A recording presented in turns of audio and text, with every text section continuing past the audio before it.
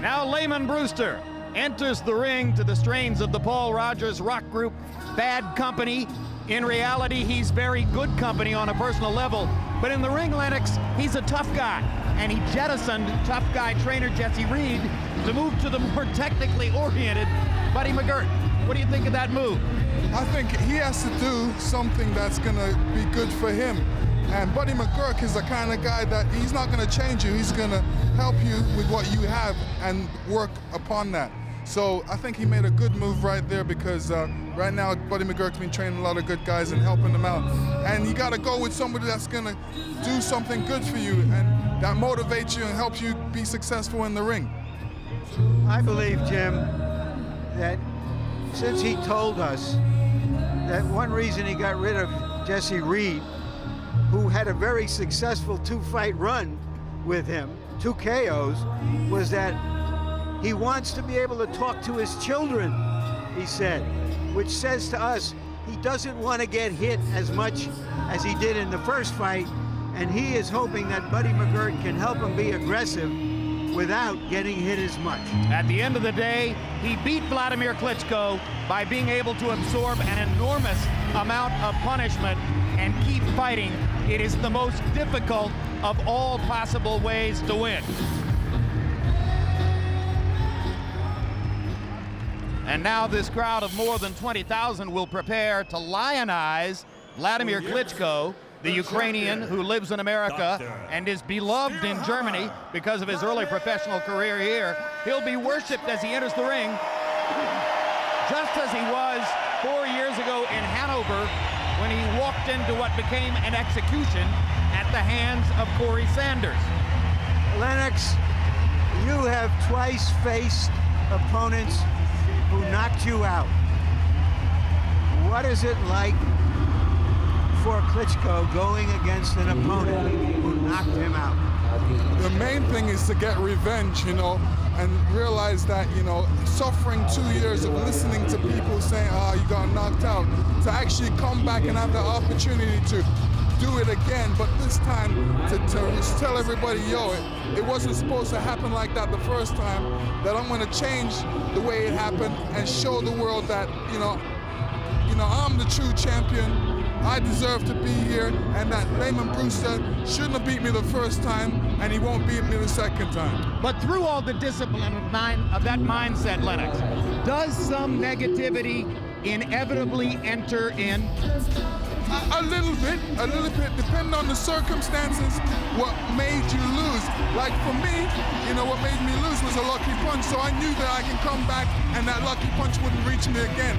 So if he feels that, you know, he wasn't 100% in the first match, he definitely feels he's 100% in this match, so there's no excuses. And Wladimir Klitschko, in the intervening 3 years, has backed off of the notion that there was something unusual, that he was sabotaged, that he was poisoned, or somehow done in by chicanery in that first fight. Indeed, the person who now talks about it, Larry, is Lamon Brewster. He seems to be using those allegations to boost his own motivation. But I think Klitschko still has a suspicion that something happened that night. If he's using that as a crutch, if he's in total denial, it would backfire.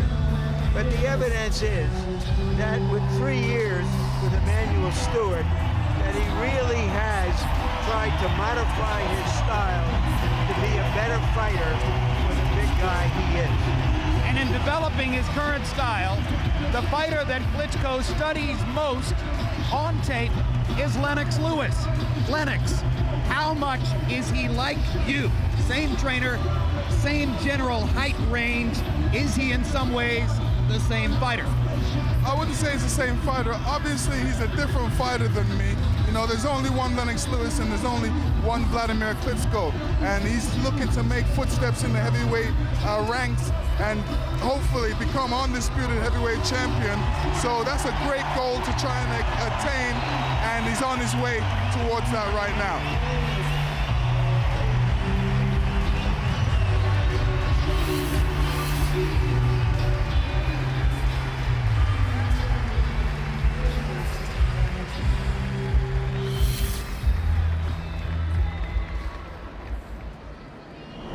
Ladies and gentlemen, to honor the challenger, the national anthem of the United States of America, performed by Francisca Uriel.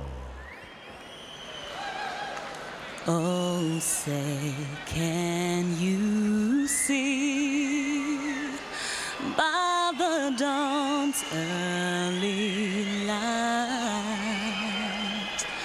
what so proudly we held at the twilight's last gleaming, whose broad stripes and bright stars through the perilous fight all the ramparts we watched were so gallantly streaming, and the rockets' red glare, the bombs bursting in air, gave proof through the night that our flag was still there. Oh, say does that star-spangled banner yet wave o'er the land of the free and the home of the brave, the brave.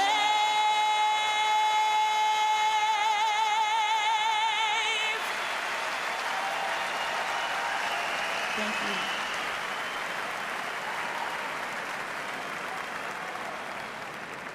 And now, to honor the homeland of the defending champion, the national anthem of Ukraine, performed by Alexander Cymbalyo. Ще не вмерла Україні ні слава, ні воля.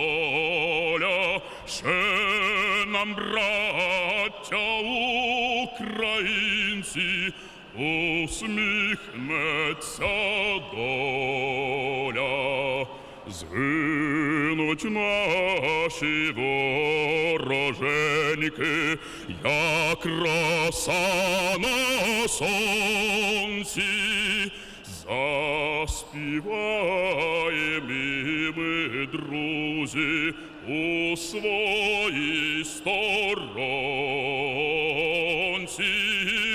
Душу й тіло ми покинем за нашу свободу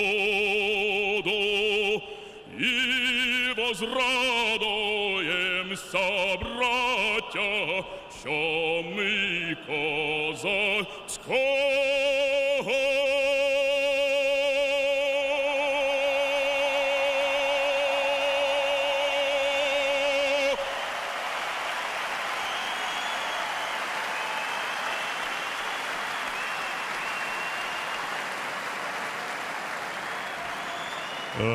Ladies and gentlemen, Damen und Господа, meine Damen und Herren, willkommen in der Kolnarena. Welcome to the main event of the evening, the rematch, presented by K2 Promotions and broadcast by RTL and HBO, sponsored by O2 and sanctioned by the GBO. This contest is scheduled for 12 rounds of boxing for the IBF IBO Heavyweight Championship of the World. IBF President Marion Mohammed, IBO President Ed Levine. At ringside, the three judges scoring this bout on the 10-point system. From South Africa, Alfred Bukwana. From Germany, Michael Fischer. From the United States, Denny Nelson. And inside the ring, also from the United States, the referee in charge of the action, Sam Williams. And now, for the thousands in attendance and the millions watching around the world, ladies and gentlemen, meine Damen und Herren, let's get ready to rumble!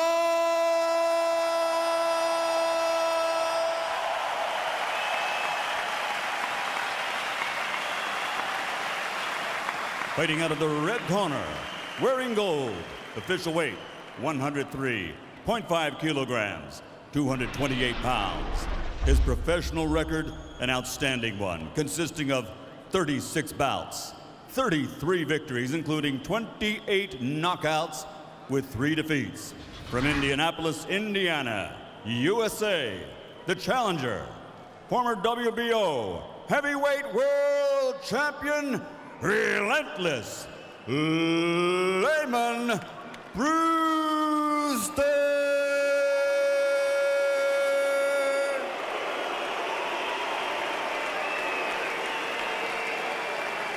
Fighting out of the blue corner, wearing red, trimmed with gold. Official weight, 110.5 kilograms, 243 1/2 pounds. This gold medal Olympic champion now has a professional record of 51 bouts, 48 victories, including 43 knockouts with 3 defeats. Fighting out of Hamburg, Germany, by way of Kiev, Ukraine, the 2-time world champion and reigning, defending IBF, IBO heavyweight champion of the world, Dr. Steel Hammer, Wladimir Klitschko.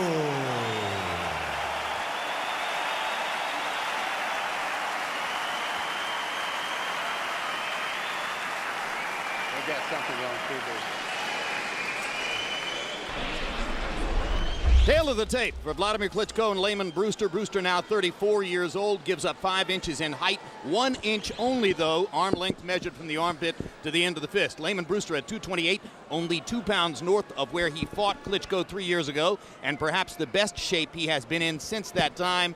Klitschko, as always, superbly conditioned, 6'6", 243.5. Rules of the bout, whether unofficial ringside scorer, Harold Lederman. Unified rules, no 3 knockdown rule, only the referee can start the fight. Go to the scorecards on the cut after 4 rounds, and you cannot be saved by the bell at any round, including the 12th and final round. Jim.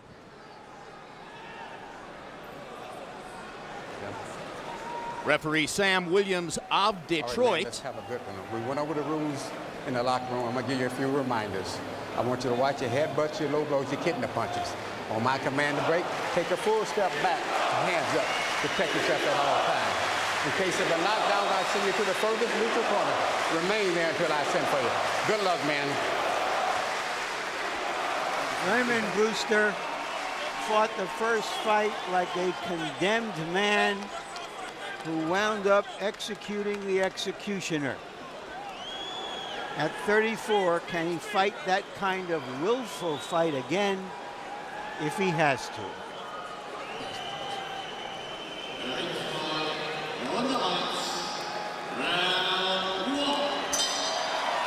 Wladimir Klitschko stood all the way in the center of the ring, waiting for the opening bell. He told us yesterday he expects Lamon Brewster to rush him in the first minute of the fight, much the way Brewster rushed Andrew Galata and knocked him out in 53 seconds. Brewster bulls Klitschko back against the ropes.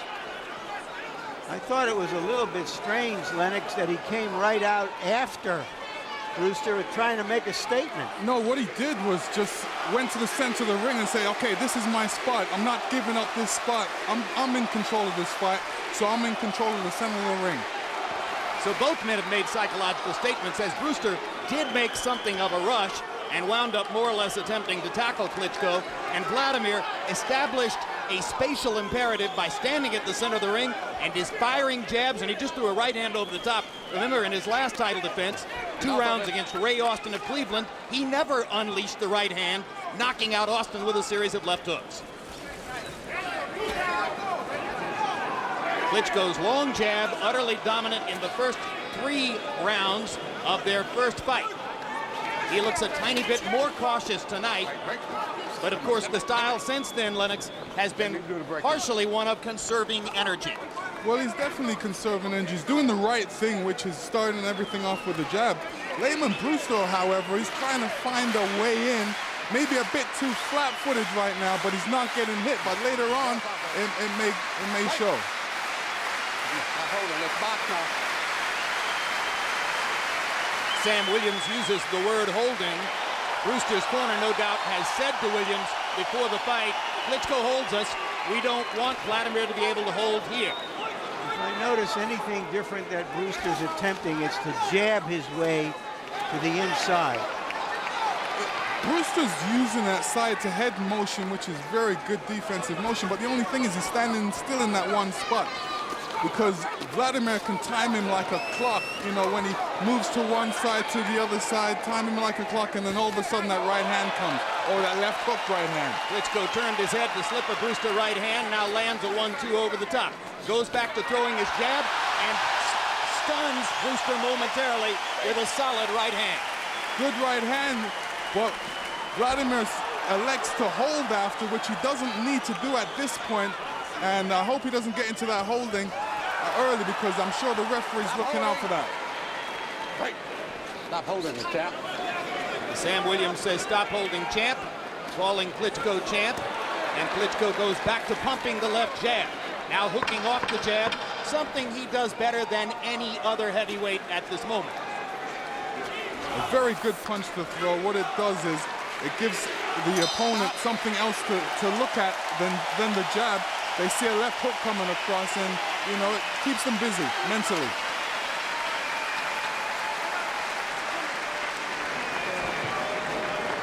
The first time, because he was down there, and keep working on the hook. Keep working on the hook, and then you'll set him up for the right hand.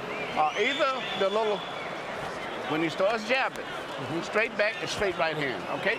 Don't try to shoot it all the time, 1-2. Try to get him to jabbing straight, same as you want. Don't stand in one spot. Like your feet are stuck in one place. You got to keep pushing them back. All right, don't stand there. Okay, let's go, baby. Keep that head moving like you're doing, but keep the left hand up a little more. Yeah, this is Klitschko, you know, just measuring, throwing out that jab, and as you can see, Brewster's just flat-footed, trying to figure out a way in. Connecting with that jab right now. And obviously after the jab comes that right hand. Heavyweight average for throwing jabs is about 19 per round. Klitschko in the first round, by CompuBox count, landed 21 of 46 jabs. Brewster also, as Larry Merchant pointed out, trying to use his own jab, through 31, landed 7. You heard Buddy McGirt saying to Brewster, you've got to keep going forward, keep pushing him back. The feeling in Brewster's corner is that Klitschko can't fight going backward. Emmanuel Stewart, following up on what Lennox and I were talking about, asked Klitschko to continue hooking off the left jab, saying that would set up the right hand. See, at this point, Brewster's just worried about the jab right now, and that's all he has to worry about. But when Klitschko throws that left hook in there, it gives him something else to worry about. And obviously, the right hand follows, which makes it a great combination.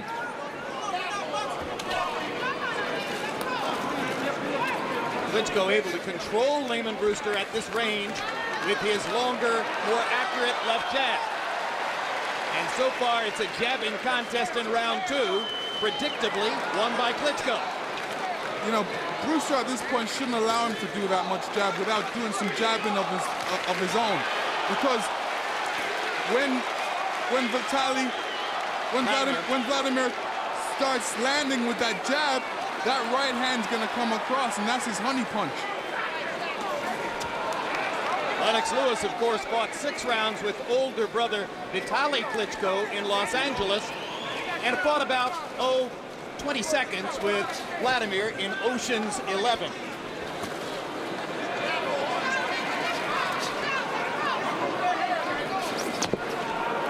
Brewster missing with both a right and a left. He has not been able to get close enough to Klitschko to do damage in round 2. Well, how he's gonna get close to Klitschko is definitely throwing his left jab, starting everything in with the jab, but he's gotta move those feet. He's gotta move those feet a lot quicker. Klitschko now backing Brewster into a corner after a left hook, right cross combination. What I notice most about Klitschko is that he's a little bit more measured than he was in the first rounds of the earlier fight. What I notice is greater offensive variety. He's thrown a right-hand lead, maybe a couple of them. Hasn't yet unveiled the uppercut.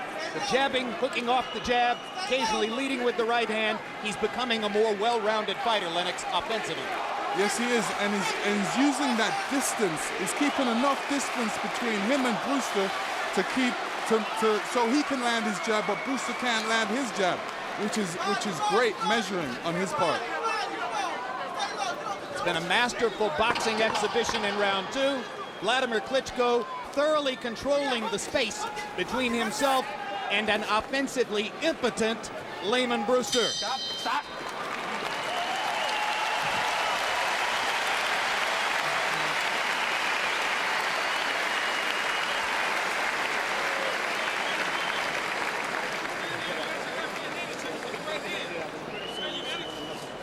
Good fight. Real good fight. Just get back to the jab. The jab is breaking him in two. And sooner or later, you're going to land the right hand. Once he keeps getting dizzy from the jab, the right hand will automatically find his way. The best if you would catch him when he starts trying to come to you and then throw the right. I keep telling you. Stay low and to the right, Lamon. Okay, what you're doing is he's touching with jabs and putting your hand there. You get right in the fire line on the right hand. No good, baby. Right. Stay over here. Come on, Lamon. What we worked on? Now let's not let her go out the window. Okay? Hey, catch and go. Hey, look at me. Let's not let her go out the window, baby. Okay. Let's stop working the body. Don't worry about his head. But don't After Klitschko's first two losses, his brother Vitaly had his back and beat the guys who beat him, Purity and Sanders. This is the first time that Klitschko has his own back trying to beat a fighter who beat him. A lot of people expected Wladimir to very consciously slow the pace tonight to avoid the exhaustion that befell him in the first fight. But by CompuBox numbers, in round two, Wladimir Klitschko threw and landed more punches than in any round previously counted by CompuBox. He landed 35 punches in the second round, 28 of them were jabs. Brewster, 12 of 43, but his offense is muffled mostly by the Klitschko action. Well, you heard Brewster say, if it's a boxing contest, he wins. If it's a fight, I win. So far, he's been unable to make it a fight. Wladimir winding up, looking to land that right hand, just looking for that opening. But before that, he's peppering Brewster with that left jab. Still, Brewster's so flat-footed, he needs to move a lot quicker on his feet to get into distance and get into punching distance so he can hit Wladimir. Brewster is going to the body per the instructions of his corner, but it's not very often and not very effective. Wladimir threw another right-hand lead seconds ago. He'll never be the world's most relaxed fighter, Lennox, but I honestly believe this is the most relaxed I've seen him in the ring in a competitive fight. He looks relaxed to me. He looks like he's trying to set Brewster up for that right hand, but first, you know, he's trying to pepper him up with that jab.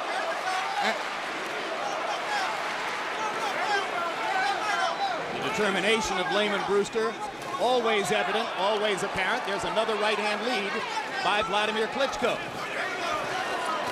And you heard Emanuel Stewart between rounds saying, time him so that you land that right hand when he's coming in. Bottom line is, as Buddy McGirt pointed out, Brewster isn't coming in as much as he promised he would. Right, and therefore there are fewer clinches already than in the first fight, when then there was an average of about 6 clinches per round. At that time, Wladimir doubled up on the right-hand lead, and this time lands a 1-2, and now hooks off the jab again. And Lamon Brewster is getting the full Klitschko arsenal as round 3 continues. You know, Brewster is definitely coming away from something that worked for him in the first fight, and that's pressure. He's not giving Wladimir enough pressure to really give him anything to worry about.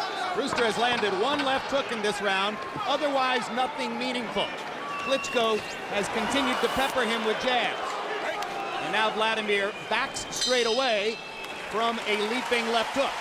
And Brewster looks tired as he goes to his corner between 3 and 4.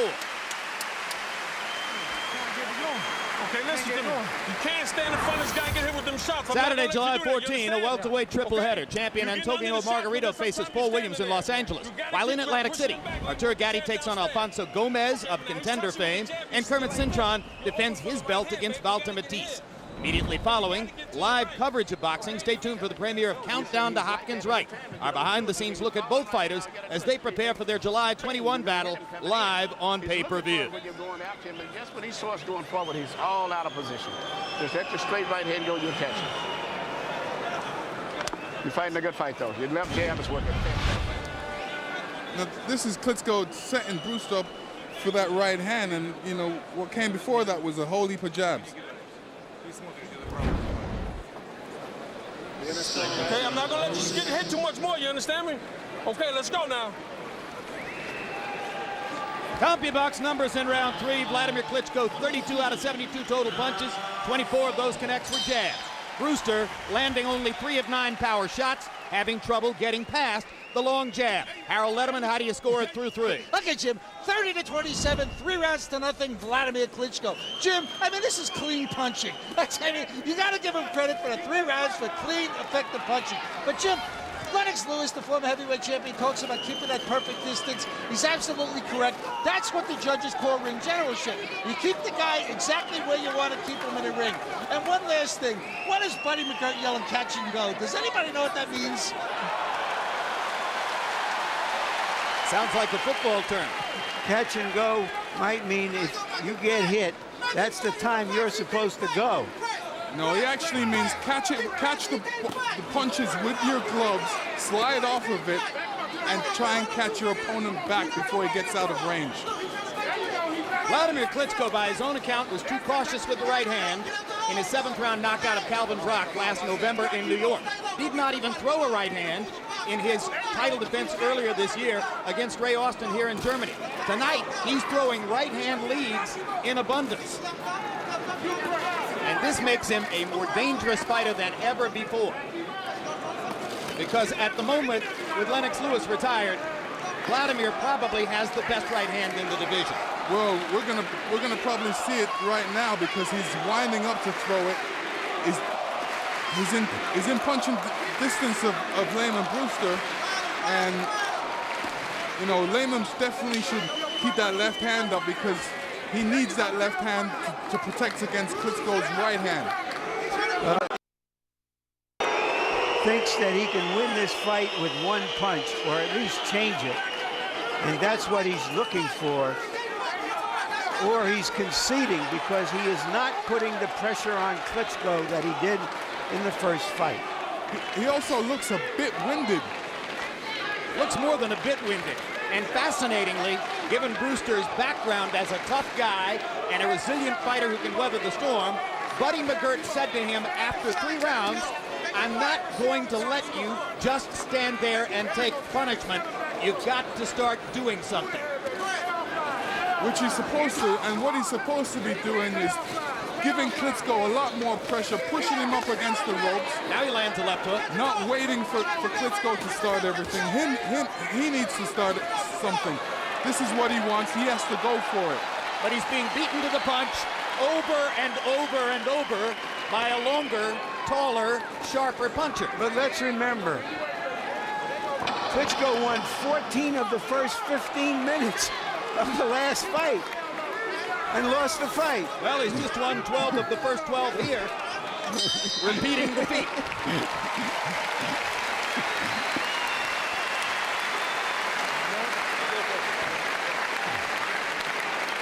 Fighting a good fight. He hasn't even hit you with a punch yet. Okay. Jab is working beautiful. Pretty soon you're going to about knock him out with a jab if you don't stop. So what round is this coming up here? Is it the 6th round?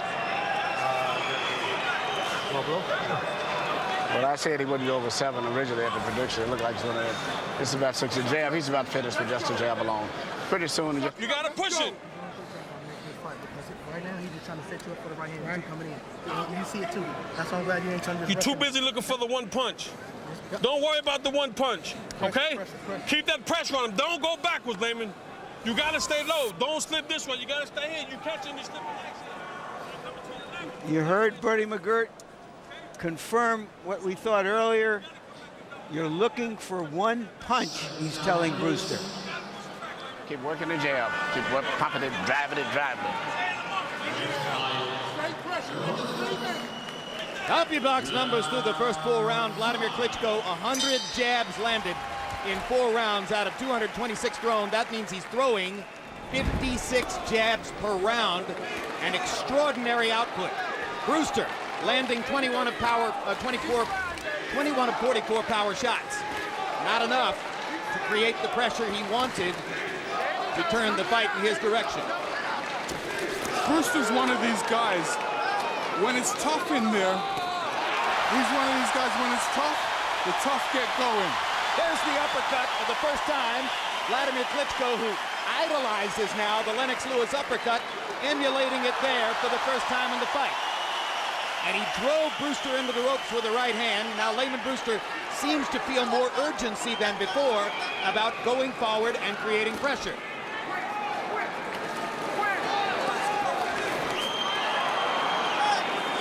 Klitschko just missing with a right hand that was designed to finish the fight. Brewster has a great chin.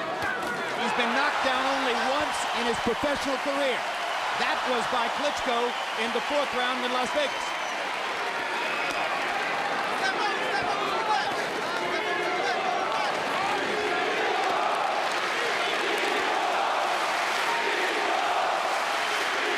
Crowd chanting, Klitschko, Klitschko.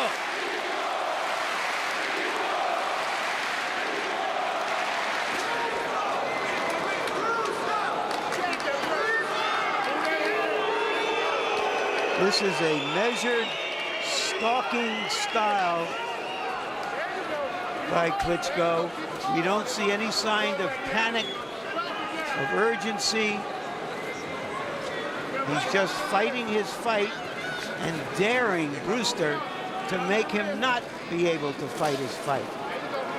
And that's what Brewster's doing right now, allowing Klitschko to fight his fight. The good thing that he's not getting hit with any heavy right hand shots by Klitschko at the moment, but the fact that he's throwing so many jabs, the right hand's gonna find its mark pretty soon. The first of those 2 right hands was heavier than Brewster might like it to be. But Klitschko hasn't yet landed that home run shot of the kind that flipped Calvin Brock onto his face in Madison Square Garden.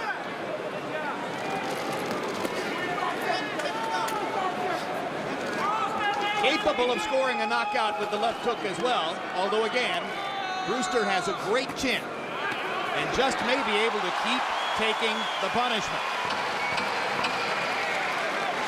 See, Brewster looks like he's prepared to take that right hand. He's rolling off it very well. This is when Klitschko should be coming back with that left hook after that right hand.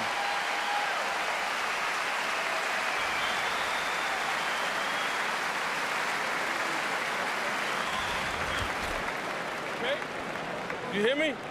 Now answer one question for me. You got to be honest. Are you feeling it? Yes or no? Yes, I'm feeling it. Here, spit this. Huh? I'm feeling it. Are you feeling like you can go on? Spit this. Spit this. Huh? I'm gonna give you one more round, Lamon. I'm not gonna see you take them shots. You hear me? Spit this. Hey. Give me one more round to show me you can do what we worked on. If not, baby, I'm stopping. You hear me? Hey. Okay? One more than 3.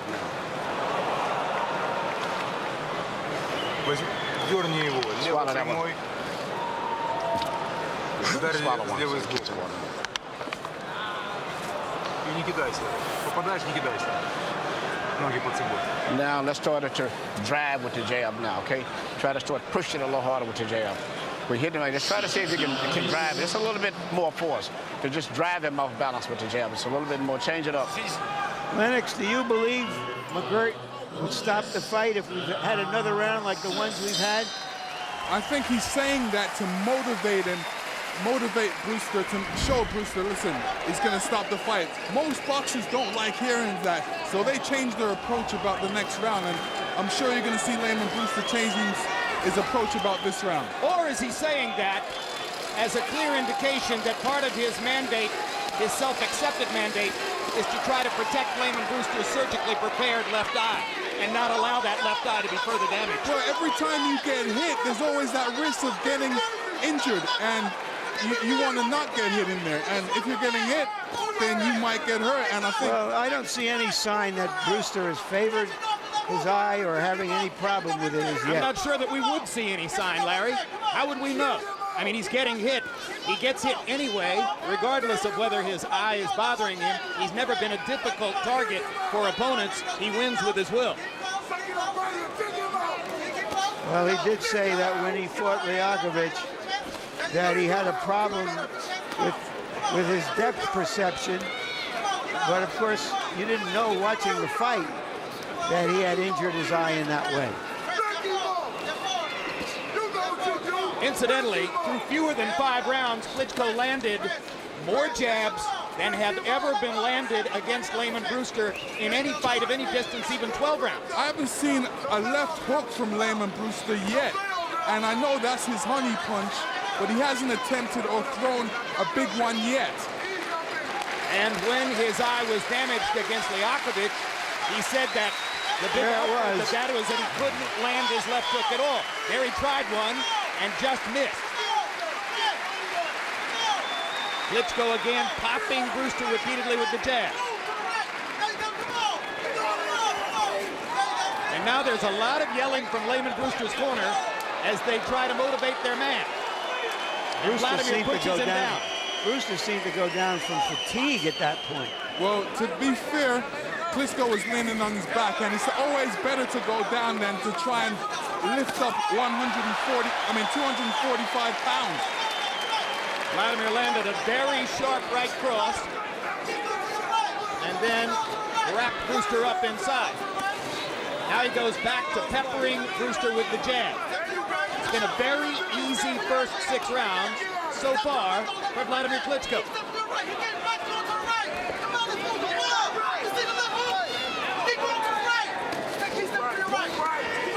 And there's swelling outside Brewster's left eye now. And he gets hit with another right hand. That one was blocked. I think it was the sheer power that really knocked him back.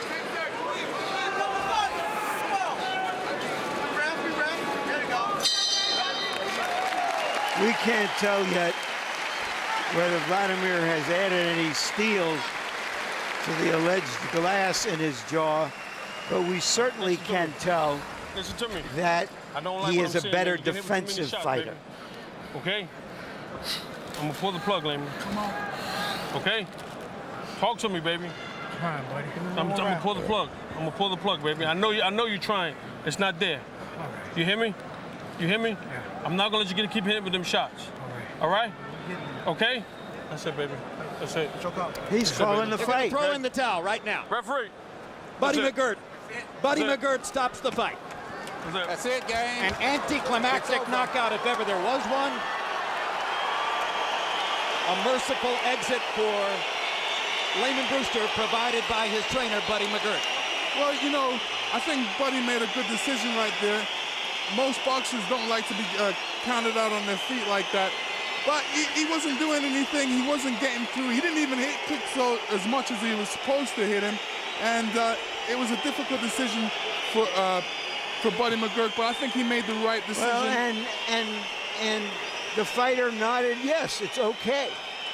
I have to believe the detached retina was a factor in that decision. Well, we'll ask after the We're fight. gonna find out. Through 6 rounds, Wladimir Klitschko landed 162 jabs. Lamon Brewster found no way to get away from Klitschko's jab, which was landing about half the time or perhaps even more. Brewster landed a total of 70 punches, none of them damaging, and that's the end of that. A 6th round technical knockout for Wladimir Klitschko, his 7th win in a row. And he avenges his previous loss to Brewster in somewhat anticlimactic fashion, Lennox. Very much the way you avenged your loss to Oliver McCall against an under-equipped fighter who simply couldn't fight you that night. And you know, I'm sure Klitschko doesn't like that type of win. I'm sure he wanted to knock out Brewster, and he didn't get that chance. So you know, although he won the fight, it's still a win. But I'm sure he's not happy about it. Is that the way you felt the night that McCall broke down in the ring against you when you were trying to get revenge against him? Yes, I did. You know, I wanted to knock him out, but you know, the fact that he was crying in the ring, I realized that he was going through some mental difficulty, and the referee decided a good choice to stop the fight. And this is a situation where a trainer decided to stop a fight, and he made a good choice. And this is a trainer who has worked ever since February with Lamon Brewster and knew what it was that he wanted in the fight and was candid in saying with the fighter, you're just not doing it. Yeah, I mean, he's spent hours in the gym working with him, watching him spar, and all of a sudden to get to a fight and to see his boxer, Lamon Brewster, not doing what he's done in the gym, actually that looks slow and looks flat-footed, me as a trainer wouldn't be happy. So Buddy McGirt wasn't happy about that and felt that it was necessary to stop the fight so his boxer wouldn't get any more damage or even risk injuring Buddy has done it that before. eye. Buddy's done it before, incidentally, Lennox. He pulled the plug for Arturo Gatti against Floyd Mayweather when it was abundantly clear that Gatti had no chance to match up against Mayweather. He's done it with other fighters as well. A veteran trainer like Buddy McGirt, who was a fighter himself, understands the potential implications of just taking unobstructed punch after unobstructed punch. Right, and there needs to be a lot of trainers like that look after their boxer, look after their man that they work in the gym at many hours and long weeks and days with. Let's take a look at a package of Wladimir Klitschko jabs throughout the fight. Klitschko averaging 72 punches thrown per round. You know, once again, he unloaded a lot of his arsenal against Lamon Brewster because, frankly, he finds Brewster an easy target. Yeah, Lamon wasn't able to get past that jab, the prime weapon of Klitschko. And you could see how powerful, how quick it is. He just wasn't able to do anything, mount any type of offense to answer that jab. And you know, this is a fight that Manny loves because he loves you to win a fight on your jab, and if you don't have to use anything else and win a fight on the jab, it's great. Lennox, when the great George Foreman sat where you sit, one of his best lines, oft repeated, was, this sport is easy if you have a jab. Let's go to Larry Merchant now with the loser, Lamon Brewster. Thank you, Jim. Lamon, tell us first, did your eye give you any problems at any time in this fight? First, I'd like to thank my Lord and Savior Jesus Christ. No, it didn't give me problems. You know, he was just a better man tonight. He had an awesome jab, and I tried to get past it, you know, and I couldn't. So, you know, through the accumulation of punches, I knew at some point I couldn't keep getting hit like that. You know, I have a wife and I have 4 kids, and I want to be in my right mind and be able to speak to them down the road. All right, well, that brings to the question of something you told us yesterday, that you changed trainers from Jesse Reed, where you had 2 knockouts with him, because you felt you have a family and you didn't want to fight that kind of fight that's necessary for you to be successful, that aggressive, relentless fight. Were you unable to do that tonight because you just feel it's no longer for you? Well, you know, that's something that I have to sit down with my wife and my buddy and just think about, pray on it, you know, turn to my pastor, Bishop Noel, and, you know, just think about what would be best for my future. How was he different tonight than he was in the first fight? Well, he was able to maintain his jab, whereas the last time I knew his jab would be busy, but I was able to get past it. But today, he was just a better man. His jab was better. So, you know. Is it fair to say that you weren't the relentless, willful tiger that you were in the first fight, willing to take so much punishment to get to your goal? No, I felt I was the same relentless Lamon Brewster. But, you know, sometimes somebody has a better night.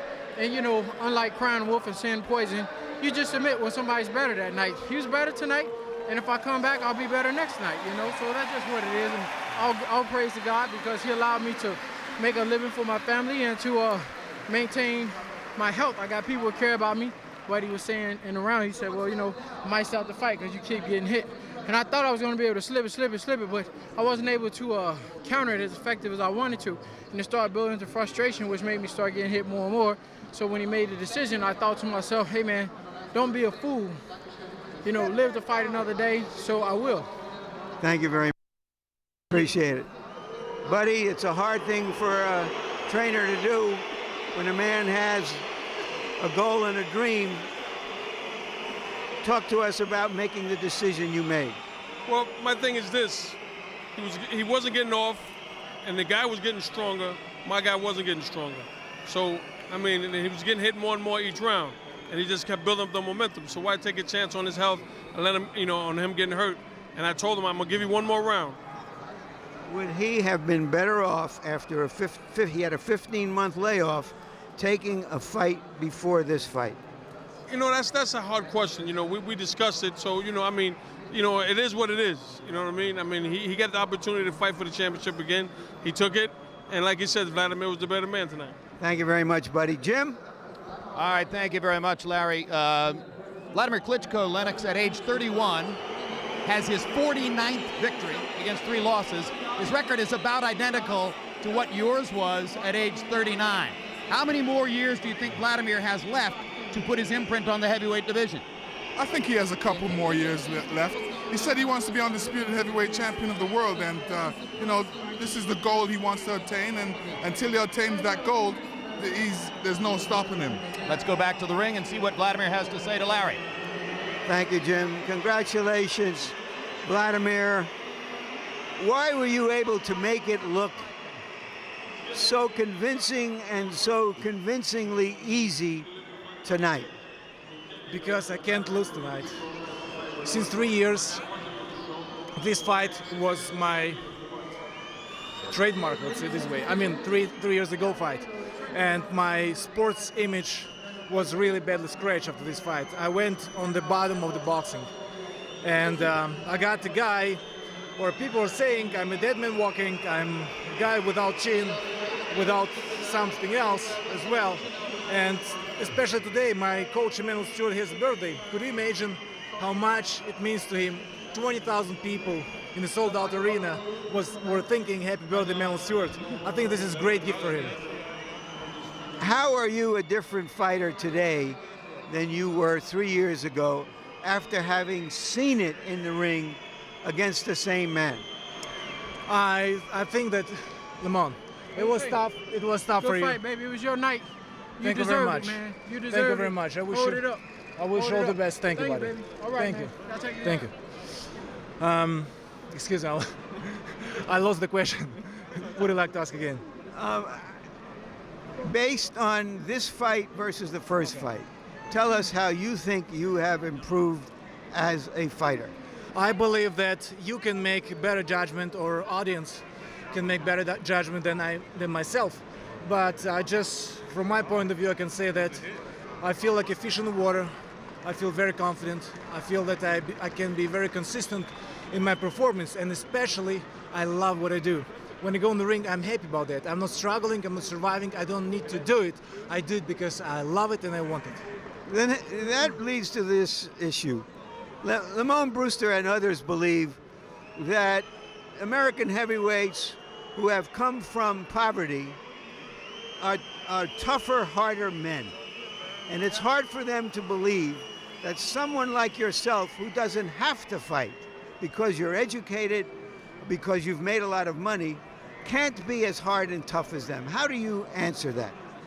I believe this is not about nationality. We have great fighters all over the world. And this is their own and personal quality, how they perform. And I think nationality, it's not such a big matter. Look at this, how many great athletes around the world and people in the United States really admire them.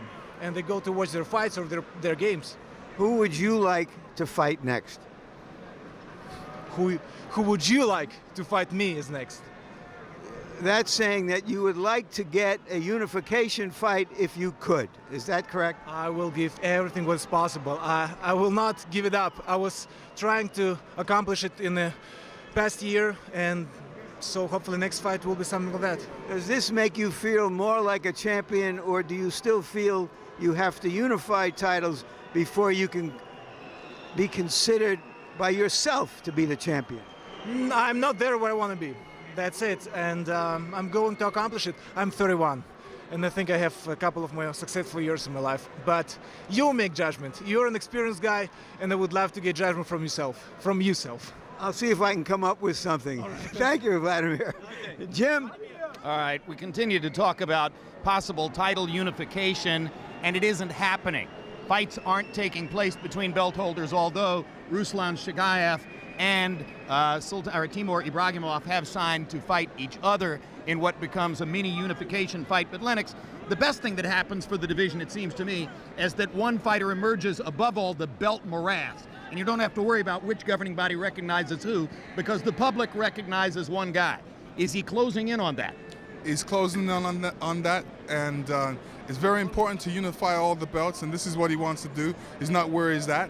And he asked the question, who do we want him to fight? We want him to fight the next best man and keep on fighting the next best man until he's unified the whole heavyweight belt. So we want to wait till he's undisputed heavyweight champion of the world. Like he said, he's not where he wants to be. Until he gets there, that's when he's going to be satisfied. When you beat Evander Holyfield and won all three of the belts and unified the division, you were stripped politically by two of those governing bodies within a few weeks after it happened. The belts don't mean anything. The fighters are what mean something. Larry? You're right, Jim, but nevertheless, until in this situation, he can clarify the heavyweight division by at least beating one of the other champions, people will not fully accept him as the champion. A couple of points here. We came into this fight wondering if Brewster still had that amazing initiative and drive that he showed in the first fight, questioning whether at his age he could still do that. He himself, when he fired Jesse Reed, his trainer, who wanted him to fight like Joe Frazier, admitted that he couldn't do it anymore, and tonight he couldn't, whatever the condition of his eye, and whether or not we should have seen him in another fight before this fight. As for Klitschko, he's sort of like somebody who wants that glass slipper on his foot so badly that when he doesn't have it on his foot, he feels almost naked. And he wants this title, and he wants to be a champion. And it's a good to again hear from a title holder that he won't be satisfied until he gets the recognition that he has earned, and that he has earned by hard work and by modifying his style to show we don't know what's up in here, but we know what's in here, and we know that he was willing to put in the work to become a better fighter. Jim. Later this year, Oleg Maskayev will defend his version of the heavyweight title against Samuel Peter, a fighter whom Wladimir Klitschko beat in a unanimous decision victory a couple of years ago, although Peter knocked Wladimir down 3 times. Ruslan Shagayev, as I mentioned, fights with his belt against Timur Ibragimov just a little bit later on this year. The question now becomes, will any of them fight Wladimir Klitschko so that we move closer, check it, not Timur Ibragimov, Sultan Ibragimov, so that we move closer, I keep mixing those Ibragimovs up, so that we move closer to clarity in the heavyweight division. For us, another great fun trip to Germany to watch a dominant Wladimir Klitschko victory. It's becoming something of a tradition. So thanks for being with us.